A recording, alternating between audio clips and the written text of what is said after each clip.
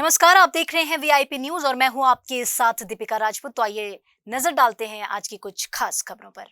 Korea रवानगी से पहले मुख्यमंत्री भूपेश बघेल ने देश भर में उत्पन्न कोयला संकट को लेकर केंद्र सरकार पर हमला बोल दिया है। उन्होंने ये बताया कि भारत सरकार द्वारा कई ट्रेनों को कोयला सप्लाई के चलते बंद कर दिया गया है। बावजूद इसके कोयले की आपूर्ति केंद्र सरकार नहीं कर पा रही है। उन्होंने बताया कि इस संबंध में उन्होंने रेल मंत्री से भी बातचीत की है कि छत्तीसगढ़ में बंद हुए ट्रेनों को वापस शुरू किए जाएं, लेकिन अब भी जनता को भारी परेशानियों का सामना करना पड़ रहा है। इस दौरान उन्होंने उदयपुर में घटित घटना की भी निंदा की। वहीं भाजपा नेताओं के साथ आरोपियों की वायरल हो रहे फोटो को लेकर भी भाजपा पर हमला बोला है। उन्होंने सवाल किया है कि जो अपराधी हैं उनका भारतीय नेताओं के साथ इन आरोपों के फोटो वायरल हो रहे हैं। हाँ सब अभी खाया। मैं तो रेल मंत्री से भी बात किया, यहाँ ट्रेन शुरू करो। और जब सांसद चुने गए हैं और केंद्र का मामला है तो इन लोगों को बात करनी चाहिए, प्रदेश की जनता के हित में उन लोगों को रखना चाहिए। आज ट्रेन है वो गरीब लोगों के लिए सबसे सस्ता ट्रांसपोर्टेशन है। जो काम 15 रुपये में होता है वो 1500 रुपये लगता है। यदि टैक्सी किराया करके जाएंगे तो महंगा पड़ेगा। तो गरीब लोगों के, मध्यम श्रेणी के लोगों को आने जाने में दिक्कतें हो रही है और महंगा हो रहा है। बैकुंठपुर विधानसभा में दौरा है आपका। देखिए, ट्रेन भी बंद कर दी है भारत सरकार। हमारे छत्तीसगढ़ कितनी ट्रेनें बंद हो गई, उसके बाद भी कोयला पूर्ति नहीं कर पा रहे हैं। तो इसका मतलब ये है कि उनकी रणनीति असफल रही है। और कोयले की पूर्ति के लिए अब ये है कि विदेशों से कोयला लाने के लोग कर रहे हैं, जो बहुत महंगा कोयला है। 17-18 हज़ार रुपया प्रति टन के हिसाब से लाएंगे तो बिजली फिर महंगा होगा। प्राइवेट सेक्टर को दे ही नहीं रहे थे। तो ये निश्चित रूप से आने वाले समय में गंभीर स्थिति उत्पन्न होगी। सर, कांग्रेस से बात नहीं हो रही है। देखिए, जो उदयपुर की घटना है उसको जिस प्रकार से बर्बर हत्या की गई है, उसे कोई सभ्य समाज कभी उसे स्वीकार नहीं करेगा। उसकी जितनी भी निंदा की जाए कम है। और मैंने भी मांग की उसको जल्दी से जल्दी सजा मिलनी चाहिए। लेकिन दूसरा जो एंगल जो आ रहा है, भारतीय जनता पार्टी को बताना चाहिए कि जो अपराधी हैं उनका उनसे क्या संबंध है। क्यों लगातार सोशल मीडिया में बात आ रही है कि उनके संबंध हैं, तो भारतीय जनता पार्टी को स्पष्ट करना चाहिए कि उनके संबंध हैं कि नहीं हैं। क्या षड्यंत्र तो नहीं है इस प्रकार के सांप्रदायिक दंगे भड़काने के। ये एक एंगल है कि लोगों को ध्यान भटकाने के लिए इस प्रकार से दंगे कराओ।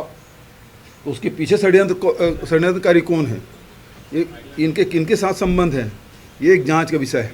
सर, हैदराबाद में मुख्यमंत्री भूपेश बघेल आज फिर एक बार अपने प्रदेश व्यापी दौरे पर कोरिया जिले के लिए रवाना हो गए हैं। रवानगी से पहले उन्होंने अपने दौरे की जानकारी दी और बताया कि आज कोरिया के बैकुंठपुर विधानसभा क्षेत्र में उनका दौरा रहेगा। यहाँ विभिन्न कार्यक्रमों में वे शामिल होने वाले हैं। उन्होंने ये भी बताया कि इसके बाद वो गोरेला पेंड्रा मरवाही इलाके में भी दौरा करेंगे। वहीं अमरकंटक मंदिर जाकर भगवान का दर्शन भी करेंगे। इस दौरान उन्होंने बताया कि सरगुजा संभाग का यह आखिरी विधानसभा दौरा है। उन्होंने ये भी बताया कि इससे पहले भी बस्तर और सरगुजा संभाग के गांवों का दौरा उन्होंने किया है और दोनों संभागों में पहले से बेहतर स्थिति पाई गई है। सबसे ज्यादा मांग बैंक और आत्मानंद स्कूल से संबंध रही।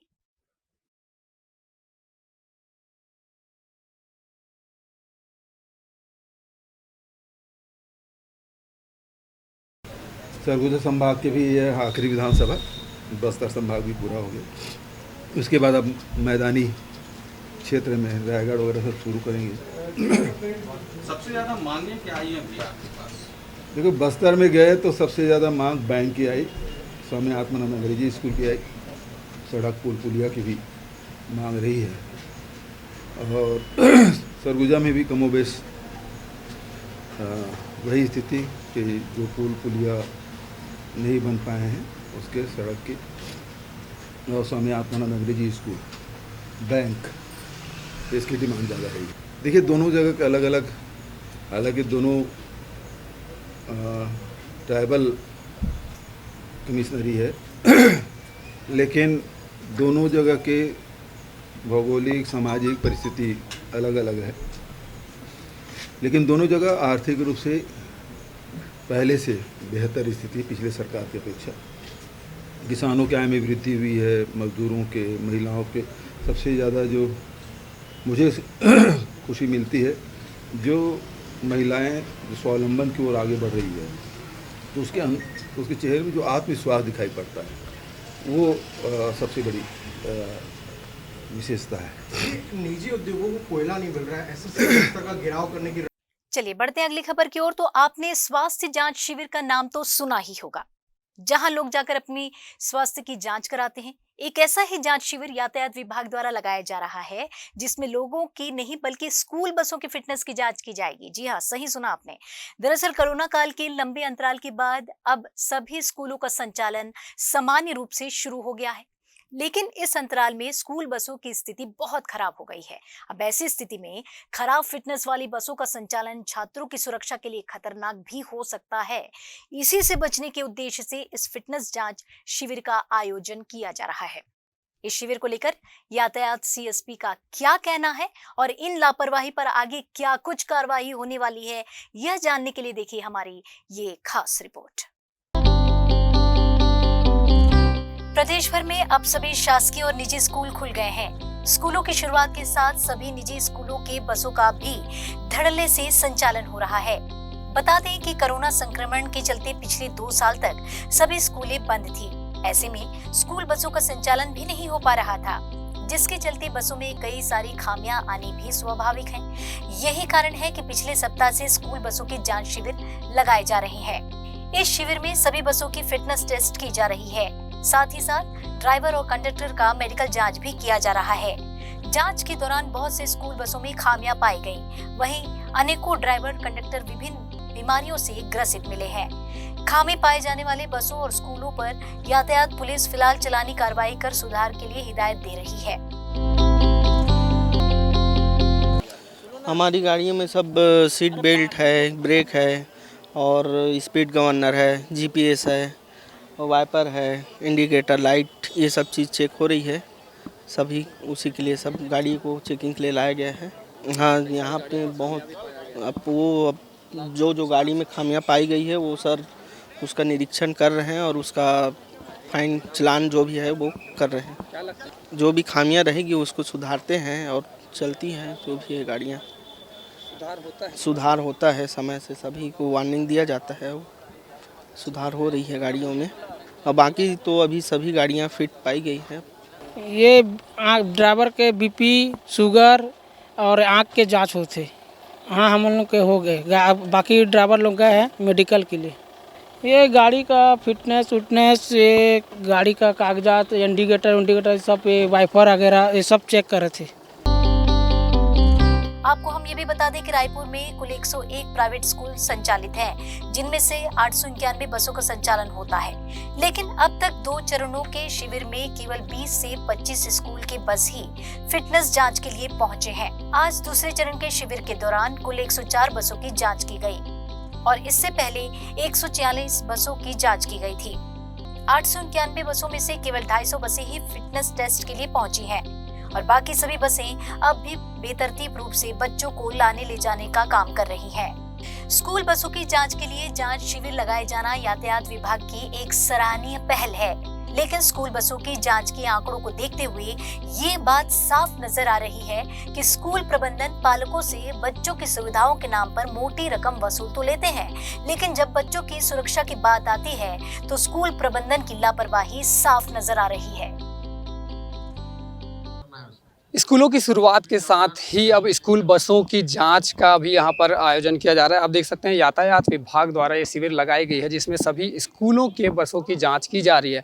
आप देख सकते हैं ये अलग अलग यहाँ पर जो है शिविर लगाया गया है। इसमें स्कूल बस की जो जाँच है वो की जा रही है, दस्तावेज परीक्षण किया जा रहा है। इसके साथ ही साथ जो स्कूल बसों में खामियाँ हैं उनको भी देखी जा रही है, क्या क्या खामियाँ इन स्कूल बसों में। आप देख सकते हैं ये मैं कैमरामैन साथी को बोलना चाहूँगा, ये मेरे पीछे जो बसें हैं उस ओर दिखाएँ, उसमें आप देख सकते हैं कितने सारी बसें जो हैं यहाँ पर आई हुई हैं। इससे पहले भी पिछले रविवार को एक बार जांच शिविर का आयोजन किया गया था, उसमें करीब 12 बस स्कूलों के जो हैं 146 बसों का यहाँ पर जांच किया गया था। उनमें भी कई सारी खामियां पाई गई थी और उसके बाद फिर आज जो है यहाँ पर स्कूल बसों का जाँच किया जा रहा है और यहाँ पर जो यातायात विभाग के अधिकारी हैं उनसे ही जानने की कोशिश करेंगे क्या कुछ यहाँ पर जाँच की जा रही है, क्या कहना है।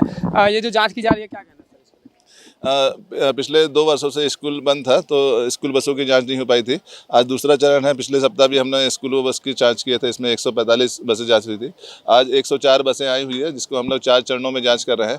पहले चरण में जो दस्तावेजों की जांच की जा रही है, दूसरे चरण में जो मैकेनिकल जांच उसको किया जा रहा है, तीसरे चरण में जो माननीय सुप्रीम कोर्ट की गाइडलाइन है उसका पालन किया जा रहा है कि नहीं, उसको चेकिंग कर रहे हैं, और चौथे चरण में चालक और परिचालक का स्वास्थ्य परीक्षण और नेत्र परीक्षण किया जा रहा है। अनेकों खामियां भी पाई जा रही है सर इस दौरान, क्या माना जाए कि पूरी लापरवाही है निजी? हाँ, जो भी खामियां स्कूल बस में पाई जा रही है उसमें फ़ाइन भी कर रहे हैं हम लोग, उनको समझाइश भी दे रहे हैं, समय दिया जा रहा है कि उस खामियों को दूर कर लें। और जैसे कई में वाइपर नहीं है, जालियाँ नहीं लगी हुई है, लाइसेंस को हम लोग चेक कर रहे हैं, और जो भी खामियां हैं उसमें फ़ाइन करेंगे, और जो बसें नहीं आई है उसको आने वाले समय में हम लोग चेक करेंगे, और मैदानी स्तर में भी जाके वाहनों को हम लोग चेक करेंगे। विभाग से प्राप्त जो आंकड़े हैं सर उस पर नज़र डाल तो कुल 101 स्कूलें हैं रायपुर में, लेकिन केवल 20 स्कूलों के बस ही अभी तक से पहुँचे हैं। क्या लगता है, पूरी मनमानी? नहीं, जो आरटीओ में रजिस्टर्ड बसें हैं 891 बसें हैं, क्योंकि जो स्कूलों बसों के जो मापदंड है उसमें 12 साल से अधिक बसों को नहीं चलना है, तो कई बसें ऐसी हैं जो कंडम हो चुकी है, जो फील्ड में नहीं चल रही हैं, वो भी अभी आरटीओ में रजिस्ट्रेशन है। और कई बसें ऐसी हैं जो आरटीओ में रजिस्ट्रेशन है किंतु वो दूसरे जिलों में संचालित हो रही है। और कई स्कूल कॉलेज ऐसे हैं जो अभी चालू नहीं हुए हैं, कॉलेज अभी जैसे जुलाई में कॉलेज खुलेगा, वो बसें अभी नहीं आई हैं, उसको आने वाले समय में हम लोग उसको भी चेक करेंगे। कब तक चलेगा सर ये आज दूसरा चरण है। अब आगे प्लानिंग की जाएगा कि यदि अगले रविवार को या फिर उसके आने वाले किसी रविवार को प्लान करके बाकी जो बसें हैं उसको बुला के भी सभी बसें चेक हो जाए। आखिरी सवाल सर, जो बसें नहीं आई हैं, जो जिन स्कूलों के बसें नहीं आई हैं, उन पर क्या कार्रवाई की? जो बसें स्कूल संचालकों ने अपने बसों को नहीं भेजा है, और यदि वो लापरवाही पूर्वक यदि मापदंड का पालन नहीं करते हुए मैदानी स्तर पे हमको फील्ड में मिलेंगे, तो हम लोग परिवहन विभाग को उसको परमिट को निरस्त करने के लिए भी कार्रवाई करेंगे। ये आप देख सकते हैं मेरे पीछे ये तभी ये स्कूल बसें हैं जो यहाँ पर जांच के लिए पहुंची हुई हैं, जिनका तमाम तरह का जांच किया जा रहा है। कई सारी खामियां भी इन बसों में पाई गई है। कुल 104 बसें जो हैं आज यहाँ पर पहुंची हुई है। 19 स्कूल के बस आज इस दूसरे चरण में पहुंचे हैं। इससे पहले चरण में 46 बसों पर की जांच की गई थी। इनमें भी कई सारी खामियां पाई गई थी। जो ड्राइवर हैं उनमें भी कई सारी खामियां पाई गई थी। कई सारे त्रिदोष से पीड़ित थे, तो कई सारे और भी परेशानियों, बीपी, शुगर जैसे गंभीर बीमारियां ड्राइवर को थी। तो ऐसे में निश्चित तौर पर बड़ी लापरवाही निजी स्कूल प्रशासन की देखी जा रही है। और इन बसों की जांच के बाद और क्या कुछ कार्रवाइयां सामने आती है, और जो स्कूल प्रशासन के बस यहाँ पर नहीं पहुँचे उन पर क्या कार्रवाई की जाती है, यह देखने वाली बात होगी। कैमरा पर्सन आलोक यादव के साथ अंकित मिश्रा की रिपोर्ट, VIP न्यूज रायपुर। और इधर छत्तीसगढ़ माध्यमिक शिक्षा मंडल ने पूरक परीक्षा का प्रवेश पत्र जारी कर दिया। परीक्षा 4 जुलाई यानी कि कल से प्रारंभ होने वाली है। परीक्षा कार्यक्रम के मुताबिक दोनों कक्षाओं की परीक्षाएं सुबह की एक ही पाली में होगी। इसके लिए सुबह 9 बजे से दोपहर 12:15 बजे तक का समय तय किया गया है। बोर्ड ने इस परीक्षा के लिए एक विषय के लिए 200 और 2 विषयों के लिए 240 रुपए का शुल्क लिया है। आपको हम ये भी बता दें कि प्रवेश पत्र डाउनलोड करने के लिए परीक्षार्थी को अपना रोल नंबर, नाम और पिता का नाम डालना होगा। 10वीं बोर्ड की परीक्षा 4 जुलाई से 12 जुलाई तक और 12वीं बोर्ड की परीक्षा 12 जुलाई से 16 जुलाई तक तय की गई है।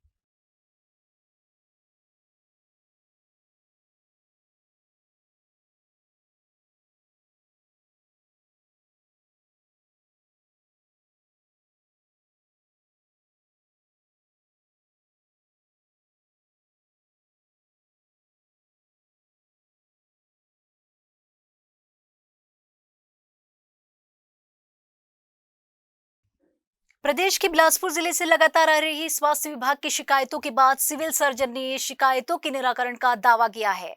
दरअसल बीते समय से अस्पताल और मातृ शिशु अस्पताल में डॉक्टरों के ड्यूटी से नदारद रहने और इलाज के लिए निजी अस्पतालों में रेफर किए जाने की शिकायत आम थी। इन शिकायतों के संबंध में सिविल सर्जन ने ये कहा कि मरीजों के इलाज के दौरान आवश्यकता पड़ने पर ड्यूटी में उपस्थित डॉक्टर के द्वारा सिविल सर्जन की सलाह और अनुमति को लेकर ही रेफर करने की प्रक्रिया की जाती है। वहीं डॉक्टरों के नदारद रहने को लेकर उन्होंने ये कहा कि ड्यूटी डॉक्टर देर रात तक सर्जरी करते हैं और बारिश का मौसम होने के कारण थोड़ी देर से आना स्वाभाविक है। हालांकि उन्होंने यह भी कहा है कि रोजाना देर से आने वाले डॉक्टरों के लिए कड़ाई करते हुए कार्रवाई की जाने की हिदायत रहती है। लेकिन सिविल सर्जन ने अस्पताल में सभी सुविधा होने का भी दावा कर दिया। उन्होंने ये कहा कि दोनों अस्पतालों में 3 oxygen plant, sonography, x ray, pathology और जिला अस्पताल में सभी वार्ड एयर कंडीशनर है, जिसका फायदा आम जनता को मिल रहा है। रेफर करने के पहले स्पष्ट आदेश है कि आप सिविल सर्जन से पहले फ़ोन पर बात करें। ऐसी कौन सी सुविधाएं हैं जो हमारे चिकित्सालय में उपलब्ध नहीं है, जिनके कारण मरीजों को भेजा जा रहा है। उनके बारे में मैं रात को भी संज्ञान लेता हूँ, और जब मैं उसको एकेडमिकली समझ लेता हूँ कि नहीं, ये हमारी संस्था से अबव है, इस पेशेंट को हम यहाँ रख के उसके जीवन के साथ खिलवाड़ नहीं कर सकते, तभी हम पेशेंट्स को रिफ़र करने की अनुमति देते हैं। पूर्व में जो होता आया है कि कोई भी पेशेंट ड्यूटी डॉक्टर ने रिफ़र कर दिया, उस पर बिल्कुल विराम लगा दिया गया है। प्रदेश सरकार द्वारा रासायनिक खाद के वितरण को लेकर बड़े बड़े दावे किए जाते हैं, लेकिन सीतापुर से ऐसा मामला आया है जो सरकार के सारे दावों की पोल खोल रहा है। दरअसल मैनपाट तराई क्षेत्र के किसान खाद की कमी को लेकर लंबे समय से जूझ रहे हैं। इस बात को लेकर किसानों में आक्रोश इतना बढ़ गया है कि अब आंदोलन का रुख उनके द्वारा अपनाया जा रहा है। 3 घंटे चले आंदोलन में किसानों ने प्रदर्शन करते हुए कांग्रेस सरकार सहित खाद्य मंत्री अमरजीत भगत के खिलाफ जमकर नारेबाजी की। सैकड़ों किसान अपनी मांग को लेकर एसडीएम कार्यालय पहुंचे और 2 दिवस में खाद उपलब्ध कराने की मांग एसडीएम विवेक अनमोल टोप्पो से की है। जल्द खाद नहीं मिलने पर उग्र आंदोलन और चक्का जाम करने की चेतावनी किसानों ने दी है।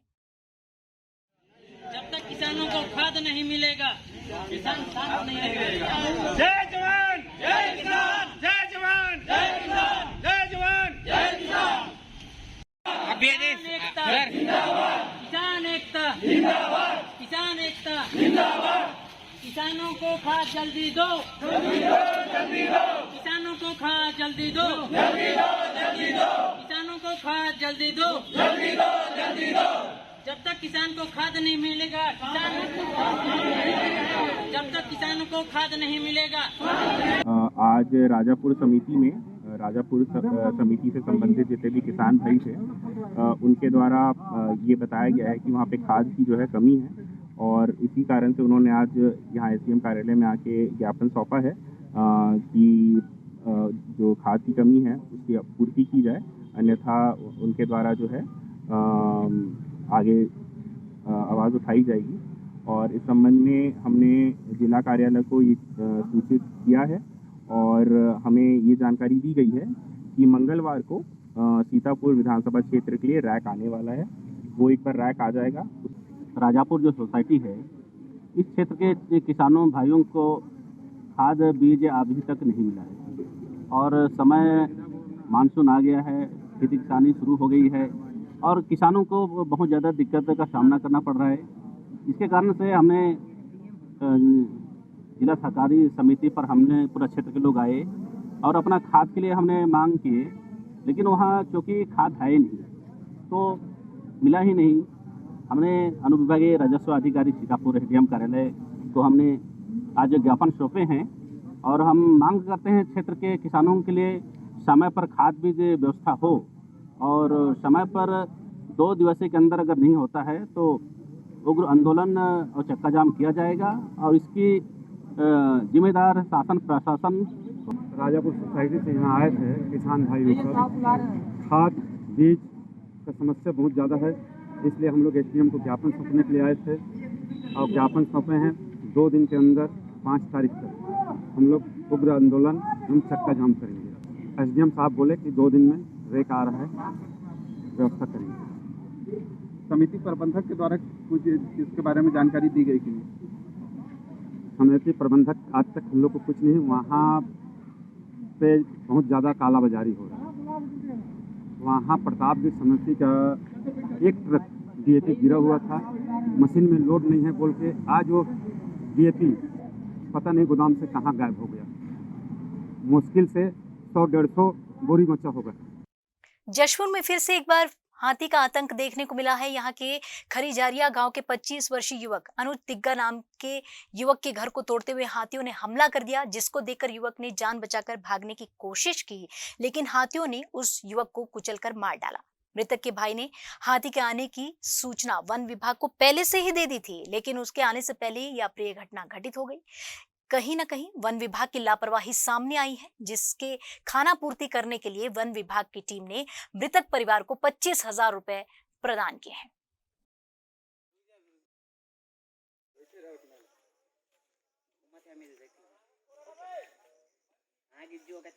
कल शाम के समय 10:30 बजे करीबन है ना। हाँ, 10:30 बजे रात को हम लोग खाना वाना खा के मतलब सोने ही वाले थे, मतलब सोए तो नहीं थे। फिर अपना अपना रूम में गए। अपन तो दोनों भाई साथ में थे, उसके साथ जो अभी जो नहीं रहा है उसके साथ। फिर अब पता चल गया कटहल को खा रहा था ना, तो फिर पता चला तो हम लोग निकले यहाँ से। निकलने के बाद में सीधा टॉर्च वॉर्च लेके निकले, तो थोड़ा सा चिल्लाए, धाट मार किए, तो फिर वो थोड़ा सा आगे बढ़ गया। उधर रास्ते रास्ते में थोड़ा सा आगे बढ़ा, तो हम लोग भी थोड़ा सा आगे बढ़ गए। आगे बढ़ने के बाद थोड़े दूर ही गए कि नहीं, फिर वो अचानक से मतलब पीछे मुड़ के वो पूरा हमला करने लगा। और मेरे से बड़ा वाला भाई को तो पूरा सूंड से उसको मार दिया है ना। मारने के बाद में उसको पैर से भी उसको दबाने की कोशिश किया था, लेकिन वो बच गया।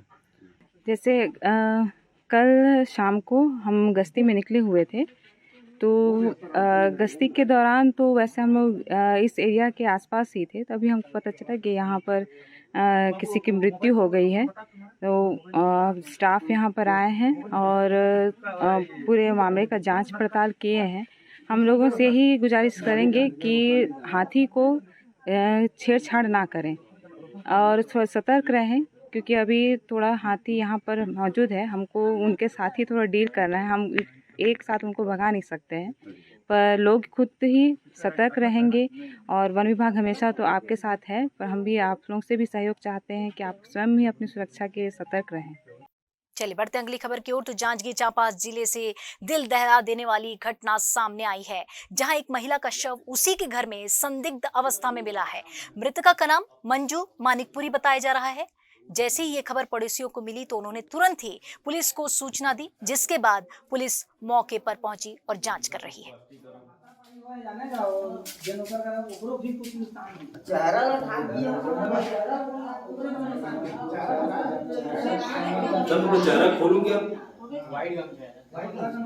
बरसात की शुरुआत के साथ साथ ही ग्रामीण इलाकों में सर्पदंश के मामले बढ़ते जा रहे हैं। ग्रामीण इलाकों में जागरूकता के अभाव में आज भी ग्रामीण झाड़ फूक करने वाले बाबाओं पर ज्यादा भरोसा जताते हैं, जिससे कई बार लोगों की जान भी चली जाती है। अब ऐसी स्थिति से सूरजपुर जिले के भैयाथान इलाके में भी लोग गुजर रहे हैं। इस क्षेत्र में आज भी कई बाबा झाड़ फूक की दुकान चलाते हैं और ग्रामीणों के अंधविश्वास को बढ़ावा देते हुए उनकी जान के साथ खेल बैठते हैं। ऐसी परिस्थिति से बचने के लिए जिले के मुख्य चिकित्सा अधिकारी ने ग्रामीणों से सर्पदंश के मामले में अस्पताल ले जाने की अपील की है। उन्होंने यह भी बताया कि जिले में एंटी स्नेक वेनम पर्याप्त मात्रा में अस्पतालों में उपलब्ध है। मैं सांप झाड़ता हूँ, कई जो बुलाता है उनके पास जाता हूँ, और ज़्यादा लेट हो जाता है तो उनको देख लेता हूँ कि भाई 3 घंटा हो गया, 5 घंटा हो गया, उसको भेज देता हूँ। और अगर मेरा लाइक है, किसी आदमी कोई कुछ नहीं हुआ है, पूरा गांव पूछिए। जैसे बरसात चालू होता है वैसे सर्पदंश का केस बढ़ने लगता है, लेकिन हम लोगों का पूरी इसमें तैयारी है। सभी सामुदायिक स्वास्थ्य केंद्र और पीएससी में एंटी स्नेक वेनम जो है हमारे पास पर्याप्त मात्रा में उपलब्ध है। साथ में जिला चिकित्सालय में हम लोगों ने कल जो है जिले के सभी मेडिकल ऑफिसर लोगों का एंटी स्नेक के ऊपर जो है एक कार्यशाला का आयोजन किए हैं, जिसमें उन लोगों को उनका बेहतर मैनेजमेंट का उनको टिप्स दिया जाएगा। और मेरे तरफ से लोगों से आह्वान है कि जब भी कोई सर्प काटता है तो उसको जो है झाड़ फूक न करा करके सीधे जो है नज़दीक के अस्पताल में ले जाएं, ताकि सही समय पे इलाज हो और जो जनहानि होती है वो ना हो। इन दिनों भिलाई में चल रहे फ्लाईओवर निर्माण के कारण राष्ट्रीय राजमार्ग पर यातायात का दबाव जो है वो काफी बढ़ गया है। इस मार्ग का उपयोग दुर्ग, रायपुर, नांदगांव और नागपुर की ओर आने जाने वाले सबसे ज्यादा करते हैं। अधिक दबाव और अव्यवस्था के कारण लोगों को काफी समस्या का सामना करना पड़ रहा है। इसी बीच भिलाई नगर निगम के महापौर ने यातायात विभाग के कुछ अधिकारियों के साथ फ्लाईओवर निर्माण के कार्यों का निरीक्षण किया। इस दौरान इस बात पर विशेष ध्यान दिया गया है कि इस निर्माण के चलते लोगों को कम से कम समस्याओं का सामना करना पड़े।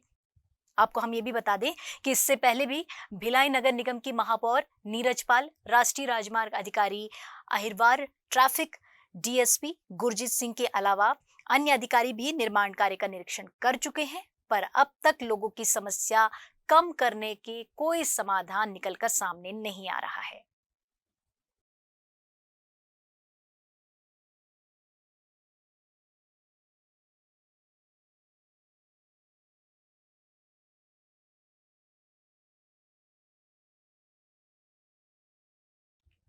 और इधर सरकारी स्कूल के सफाई कर्मी अपनी 2 सूत्री मांगों को लेकर बीते 4 महीने से बूढ़ा तालाब धरना स्थल पर बैठे हैं। सफाई कर्मियों ने काम करना बंद कर दिया है। उनका ये कहना है कि 2300 रुपये देकर हमसे स्कूल साफ करवाया जाता है, इसके अलावा स्कूल के दूसरे काम भी करवाए जाते हैं। ये सफाई कर्मी अपनी जायज मांग को लेकर आंदोलन कर रहे हैं और धरना स्थल अधिकारियों को दंडवत प्रणाम किया जा रहा है। साथ ही मंदिर जाकर प्रार्थना की जा रही है कि इन अधिकारियों को सद्बुद्धि दे ताकि की समस्या का निदान जल्द से जल्द हो सके।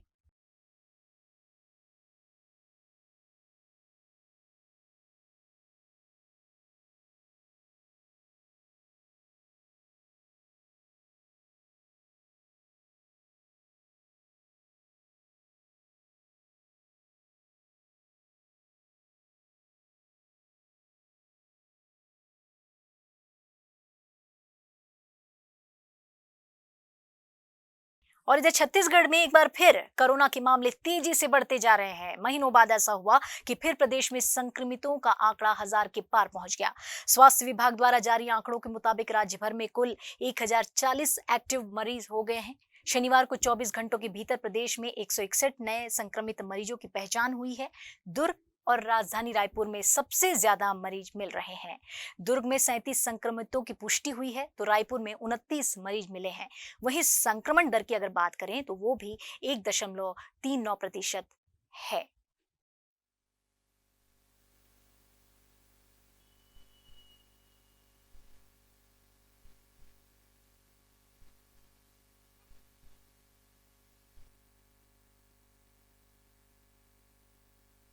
आज के बुलेटिन में फिलहाल इतना ही। दीजिए इजाजत और आप देखते रहिए वीआईपी न्यूज। नमस्कार।